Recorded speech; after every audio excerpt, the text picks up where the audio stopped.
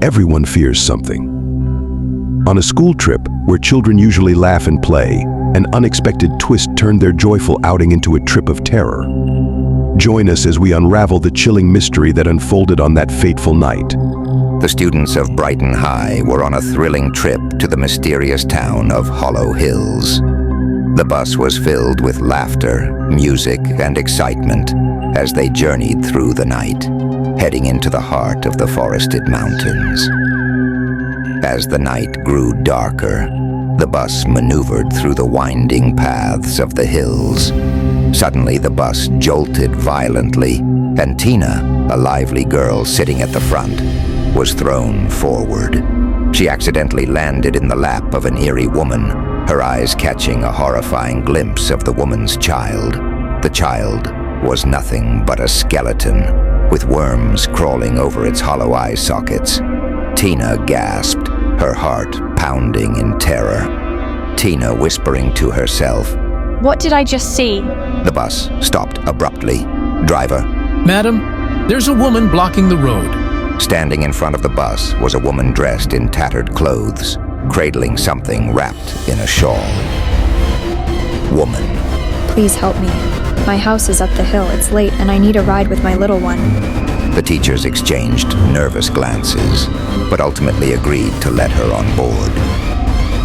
As the woman climbed aboard, Tina, still shaken, returned to her seat next to her friends, Amy and her younger brother, Max. Amy. Tina, are you okay? You look pale. I'm fine, I think. That woman gives me the creeps. The bus continued, and the atmosphere seemed to return to normal. The children resumed their games, though Tina felt a lingering unease. Suddenly, the bus lurched again. This time, the cloth covering the woman's child slipped off, revealing nothing more than a normal sleeping baby. Tina's scream pierced the air. Tina. It's a skeleton. The entire bus turned to look. But the baby was perfectly normal, cooing softly in the woman's arms, woman smiling. See, just a baby. The other students laughed it off, assuming Tina had imagined it. Embarrassed, Tina sat back down, her face flushed with confusion. The bus eventually reached a narrow road, where the woman asked to be dropped off. Woman. Stop here, please. I'll walk the rest of the way. As she exited, something fell from her shawl onto the bus floor, a strange toy. Max picked it up, intrigued by its odd design, and decided to keep it. The bus resumed its journey, but Tina watched as the woman walked behind the bus, her head turning unnaturally to face Tina, a sinister grin spreading across her face. Tina. Did anyone else see that? Teacher. You're just tired, Tina. Try to relax. Just then, a loud bang echoed from beneath the bus, and it shuddered to a halt. Driver. One of the tires is flat. We're stuck for the night. The teachers discussed among themselves and decided to find a nearby inn to spend the night. The students reluctantly gathered their belongings, eager for some rest after the long day. Tina, Amy, and Max shared a room at the inn. Max was captivated by the strange toy he found, playing with it obsessively. Amy. Max, it's late. Put the toy away and get some sleep. But Max ignored her, his eyes fixated on the toy.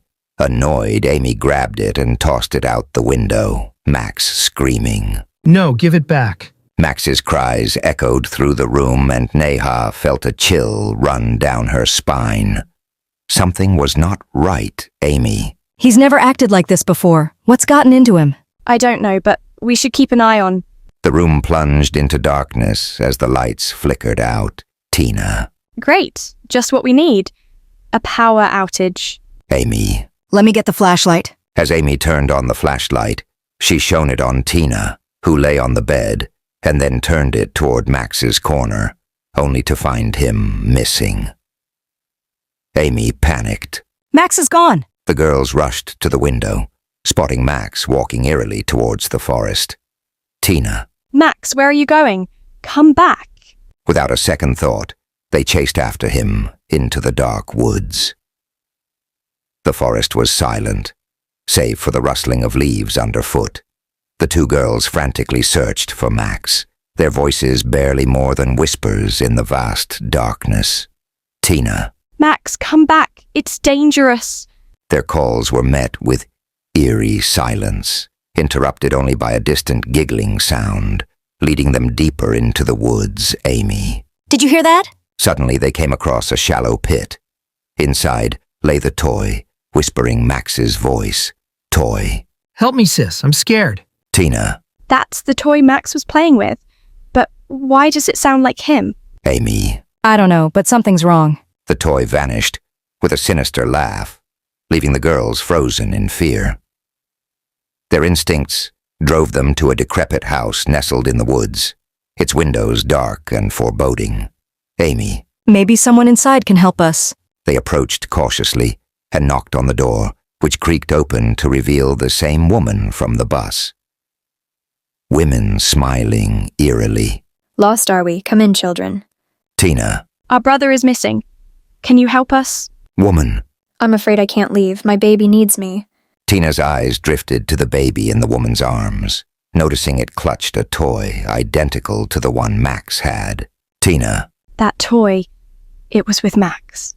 Without thinking, Tina grabbed the toy from the baby, prompting the woman to snarl in anger. Woman. Return it or suffer the consequences. Tina. Where's Max? What have you done to him? In a panic, Tina threw the toy out of the house, and Max, now free from whatever curse bound him, stumbled back to them. The woman's face contorted into a monstrous visage, and with a screech, she lunged at the trio. They bolted from the house as it crumbled into dust behind them. The girls ran, dragging Max with them, through the tangled woods until they burst onto the main road. Exhausted and terrified, they collapsed, gasping for air. The sun began to rise, casting light on the horrific events of the night.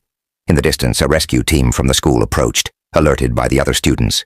But as they were being attended to, a grim discovery was made. The bodies of Amy and Max were found deep within the forest, cold and lifeless.